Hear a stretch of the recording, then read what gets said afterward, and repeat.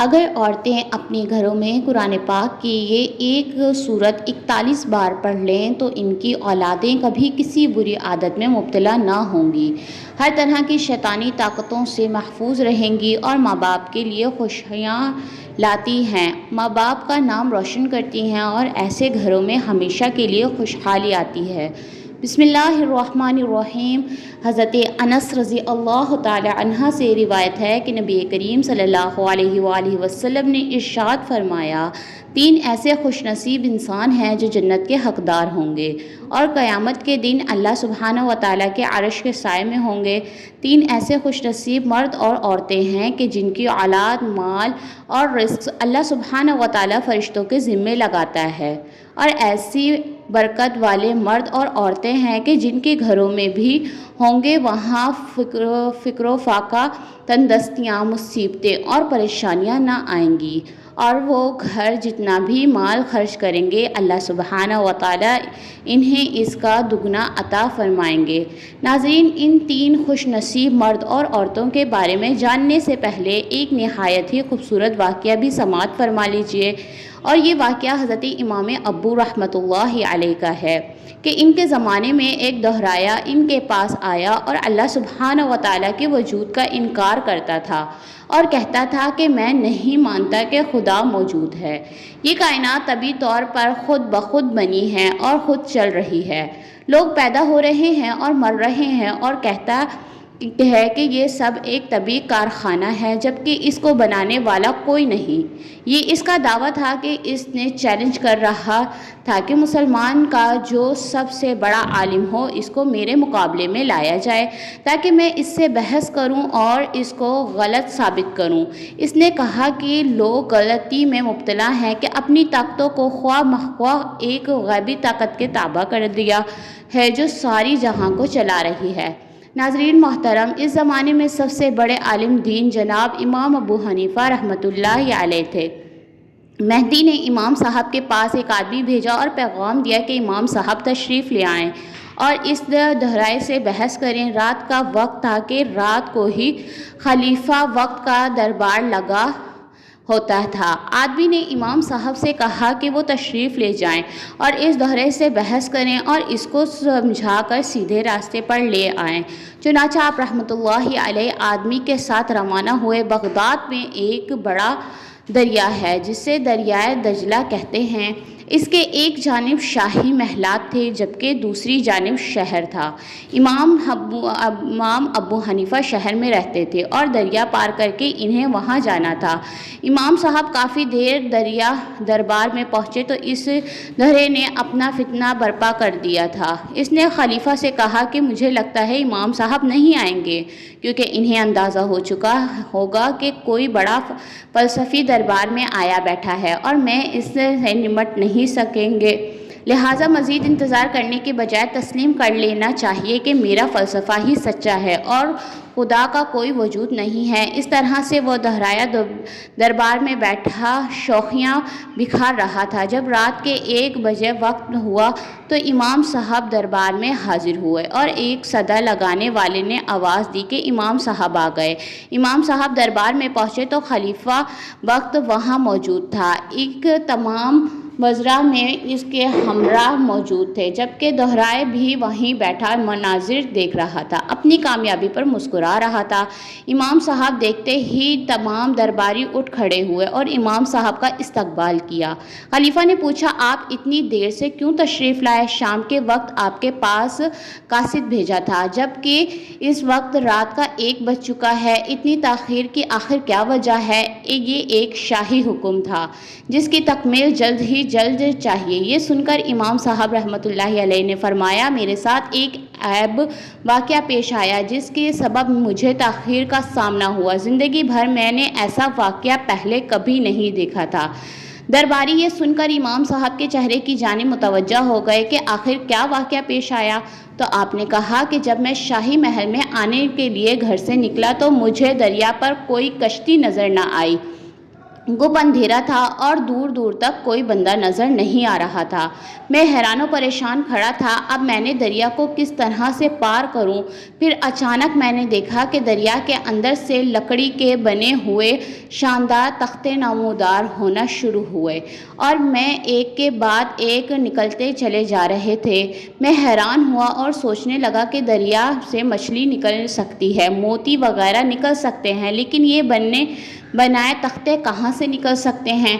अभी मैं इसी हैरत में था कि इससे भी अजीब वाक़या पेश आया। वो तख्ते खुद ब खुद आपस में जुड़ना शुरू हो गए और देखते ही देखते एक कश्ती की शक्ल इख्तियार कर ली। मैं हैरान था कि आखिर ये कश्ती किस तरह से बन गई और तख्तों को कौन जोड़ रहा है। मैं देख रहा था कि वो तख्ते ऊपर नीचे खुद ब खुद एक दूसरे से जुड़ते चले जा रहे थे कि इसी दौरान दरिया से लोहे की किलें निकलना शुरू हो गईं और ख़ुद ब खुद तख्तों के ऊपर वो किलें निहायत ही खूबसूरत तरतीब से लगने लगी। मैंने देखा कि वो तख्तों के दरमियान दरवाजे जिनसे दरिया का पानी अंदर दाखिल हो सकता था, लेकिन अचानक दरिया के अंदर से खुद ब खुद ये सब देखकर शदीद हैरत कश्ती के अंदर इतनी देर में वो कश्ती खुद मेरी जानिब बढ़ने लगी, गोया मुझे अपने अंदर सवार करना चाहती हो। मैं इसी कश्ती के अंदर सवार हो गया। वो कश्ती बगैर किसी मलाह के मुझे अपने साथ लिए शाही महलों की जानिब रवां दवा हो गई। मैं हैरान था कि कश्ती शाही महल के किनारे पर पहुंच गई और झुककर वहां खड़ी हो गई। लिहाजा मैं कश्ती से बाहर उतरा और फिर मेरे देखते ही देखते वो कश्ती वहां से गायब हो गई। घंटा भर पहले किनारे पर और घंटा भर इस किनारे पर ये सारा मामला देखता रहा और सोचता रहा आखिर ये सब कैसे हो रहा है। इसी वजह से दरबार में देर से पहुंचा हूँ और देर से पहुंचने पर अमीरुल मोमिनीन से माफ़ी का तलबगार हूँ। दोहराया जो करीब ही खड़ा ये तमाम वाक़या सुन रहा था। बोला कि इमाम साहब, मैंने तो सुन रखा था कि दीन इस्लाम के बहुत बड़े आलिम हैं और नहायत ही काबिल इंसान है, लेकिन आप तो बच्चों जैसी बातें कर रहे हैं कि ये कैसे मुमकिन है कि पानी में खुद ब खुद तख्ते निकल आए, खुद ही जुड़ने लगे और ख़ुद ही इन पर रोगन लग जाए। वो कश्ती आपको लेकर खुद ही दरिया पार ले आए और ख़ुद झुककर आपको नीचे उतार दे। क्या ये कोई अक्ल में आने वाली बात है कि आप कैसे बड़े और आलिम फजल दानिश्वर इमाम से ऐसी बात की तवक्का ना थी कि आप तो सहरा नादो और बच्चों जैसी बातें कर रहे हैं। दोहराए कि ये बात सुनकर इमाम साहब ने फरमाया, क्या मेरी बात आपको बेवकूफ़ों वाली लगती है कि एक कश्ती तो खुद ब खुद बन ना सके, इसके तख्तों तो खुद ब खुद जुड़ ना सकें, इसमें मखुएँ खुद ब खुद ठीक ना हो सके, इस पर खुद ब खुद रोगन चढ़ ना सके और ख़ुद ब खुद बग़ैर किसी मलाह के एक कश्ती तो चल ही ना सके। तो आप खुद फरमाएं कि इतनी बड़ी कायनात में किसकी छत पर आसमान है, जिसका फर्श ज़मीन है, जिसकी फ़िज़ा में लाखों जानवर उड़ रहे हैं, जिसके समंदरों में लाखों जानवर तैर रहे हैं, तो बताएंगे तमाम कायनात खुद ब खुद कैसे बन गई और ख़ुद ब खुद कैसे चल रही है। आपने जो वजूहात कही वो दावा आपने किया है, क्या वो अक्ल में आने वाली बात है? एक मामूली सी कश्ती बग़ैर किसी बनाने वाले के बन नहीं सकती, तो इतना बड़ा जहां बग़ैर किसी बनाने वाले और चलाने वाले के कैसे चल सकता है? तो बताएं कि आप बड़े बेवकूफ़ हैं या मैं बड़ा बेवकूफ़ हूँ? आपकी बातें बच्चों जैसी हैं या मेरी बातें बच्चों जैसी हैं? आप कम अकल हो या मैं कम अकल हूँ? अल्लाहु अकबर कबीरा। इमाम साहब की ये दानिशमंदी गुफ्तगू सुनकर दोहरा ये सके कि मैं आगे इसी में दरबार में बैठे बैठे मैंने इस्लाम कबूल कर लिया। इसमें कुछ शक नहीं कि अल्लाह की रज़ा मंशा और इजाज़त के बगैर एक पत्ता भी नहीं हिल सकता। हज़रत अनस रज़ियल्लाहु ताला अन्हा से रिवायत है कि नबी करीम सल्लल्लाहु अलैहि वसल्लम ने इरशाद फरमाया कि 3 मर्द और औरतें खुश नसीब हैं और ऐसे लोग हैं जो क़यामत के दिन अल्लाह के अर्श के साए में होंगे। जिस घर में भी ऐसे मर्द और औरतें होंगी, इस घर में अल्लाह की ख़ास रहमतें नाजिल होती हैं। ऐसे घरों पर दिन रात अल्लाह की नेमतें बारिश बनकर बरसती हैं। پہلی وہ خاتون جس کا شوہر اپنے بچوں کو چھوڑ کر خالق حقیقی سے جا ملا، اور وہ خاتون تنہا بچوں کی دیکھ بھال اور پرورش کرتی ہو اور اپنی عزت و ناموس کی بھی حفاظت کرتی ہو، اللہ سبحانہ و تعالیٰ کا ہر وقت شکر ادا کرتی ہو۔ دوسری وہ خاتون جو صلہ رحمی کرنے والی اور اس سے عمل اس کی زندگی میں بھی خیر و برکت ہوتی ہے اور اس کی روزی میں بھی بے پناہ اضافہ ہوتا ہے۔ مرنے کے بعد ایسی خاتون کی قبر میں وسعت پیدا کر دی جاتی ہے۔ ایسی خاتونوں کی اولادوں پر اللہ سبحانہ و تعالیٰ اپنا حفظ و ایمان برقرار رکھتا ہے، اور قیامت کے دن ایسی عورتیں اور مرد اللہ کے عرش کے سائے میں ہوں گے۔ جبکہ تیسری وہ خاتون جس نے کھانا بنایا اور اس کے پاس یتیم بچے آئے تو اس نے اپنے بچوں کو بھوکا رکھ کر ان یتیم بچوں کی دعوت کی اور انہیں کھانا کھلایا، تو ایسی خواتین کو اس کے بچوں کو اللہ سبحانہ و تعالیٰ اپنی حفاظت کے حصار میں لے لیتا ہے، اور اس خاتون کے بچوں کی ہر مصیبت، ہر پریشانی اللہ تعالیٰ دور فرما دیتا ہے اور ان کے لیے آسانیاں پیدا کر دیتا ہے۔ ایسی خاتون اور اس بچے تا حیات اللہ کے حفظ و ایمان میں رہتے ہیں اور قیامت کے دن اللہ کے عرش کے سائے میں ہوں گے۔ ناظرین محترم، کی ذات بابرکت ہی ہے جو ایک مسلمان کی زندگی کے ہر معاملے میں اس کی حفاظت و نگرانی کرتی ہے۔ ہر ایک مرد عورت شادی کے بعد خانقی ملاقات مصروف عمل ہو جاتے ہیں۔ جب ایسے شادی شدہ مرد خواتین کے ہاں اولاد ہوتی ہے تو وہ خود ماں باپ بنتے ہیں، تو انہیں احساس ہوتا ہے کہ اولاد کی بہترین تعلیم و تربیت کتنی بڑی ذمہ داری ہے، اولاد کی پرورش کتنا بڑا اور اہم فریضہ ہے۔ اس کا احساس اسی وقت ہوتا ہے جب انسان خود ماں باپ بنتا ہے۔ بچہ ایک ہو یا ایک سے زائد ہو، ماں باپ ہر وقت اور ہر لمحے ان کی نگرانی نہیں رکھ سکتے۔ بچے کسی لمحے کیا کر رہے ہیں، یہ ایک بہت بڑا مسئلہ ہے جو بعض اوقات انسان کو ڈپریشن تک لے جاتا ہے۔ بچے کیسے دوستوں کے ساتھ اٹھتے بیٹھتے ہیں اور ان کے معاملات کیا ہیں، گھر سے باہر کن لوگوں میں اپنا قیمتی وقت گزارتے ہیں۔ تو محترم ناظرین، امام ابو حنیفہ رحمۃ اللہ علیہ کا پورا واقعہ بیان کرنے کا مقصد یہ تھا کہ ایک مسلمان کا یہ ایمان ہے کہ وہ اور اس کی اولادیں ہر وقت ہر لمحہ اللہ کے رحم و کرم پر ہیں۔ اللہ ہی ہے جو ہر انسان کے تمام معاملات کو ہر وقت دیکھ رہا ہے اور انسانوں کے لیے کامیابیوں کے مواقع بنا رہا ہے، یا پھر انسانوں کو ان کی غفلت کے سبب ناکامی کی دلدل میں دھکیل رہا ہے۔ لہٰذا جو ماں باپ بچپن ہی سے اپنی اولاد کی تربیت اس طرح کرتے ہیں کہ ان کے دل میں اللہ کا خوف بٹھاتے ہیں، ان کے ذہنوں میں یہ بات بٹھاتے ہیں کہ ہر وقت اور ہر جگہ پر اللہ کی ذات واحد لا شریک موجود ہے، اور وہ ہم سب کو ہر وقت ہر لمحہ دیکھ رہی ہے کہ ہم اپنا قیمتی وقت کون سی مصروفیات میں گزار رہے ہیں، اور یہ بات اپنے بچوں کے ذہن میں روز اول سے ہی بیٹھا دیتے ہیں کہ ہم جو بھی اچھا یا برا کام کرتے ہیں وہ سب کچھ اللہ کے علم میں ہے اور اس سے کچھ بھی پوشیدہ نہیں۔ ہمارا اٹھنا بیٹھنا، ہمارا سونا جاگنا، ہمارا ایک ایک لمحہ اللہ کی نگرانی میں ہے۔ تو جب بچپن ہی سے بچوں کو گھٹی میں یہ بات ڈال دی جائے کہ اللہ ہر وقت ہر جگہ اور ہر لمحہ ہمیں دیکھ رہا ہے، اور ہم جب بھی کوئی اچھا کام کرتے ہیں تو اللہ پاک ہمیں اس پر اجر دیتا ہے، لیکن جب ہم کوئی برا کام کرتے ہیں تو اللہ پاک ہم سے ناراض ہو جاتا ہے اور اسے برے کام کے سبب اللہ ہمیں سزا دیتا ہے۔ یقین کریں جو ماں باپ اپنی اولاد کی تربیت اس تعلیم پر کرتے ہیں وہ ماں باپ کبھی اپنی اولاد کے سبب رسوا نہیں ہوتے۔ ان کی اولادیں ہمیشہ ان کے لیے خوشی و مسرت اور شادمانی کا سبب بنتی ہے۔ اولادیں ایسی ماں باپ کا ہمیشہ نام روشن کرتی ہیں اور اس کے ساتھ ساتھ اپنے لیے اور اپنے والدین کے لیے حصول جنت کا بہت بڑا سبب بن جاتی ہیں۔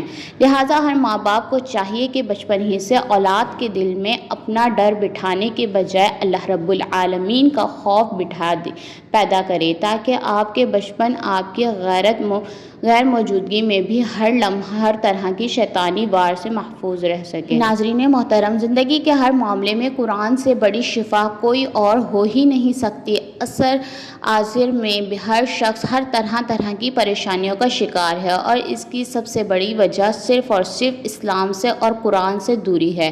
آج کے دور میں جدید ترین وسائل اور جدید ترین سہولیات مہیا کرنے کے باوجود ہم مسائل میں الجھے ہوئے ہیں۔ ایسے مسائل سے دوچار دوچار ہیں کہ جن کا حل دنیاوی اعتبار سے نظر ہی نہیں آتا۔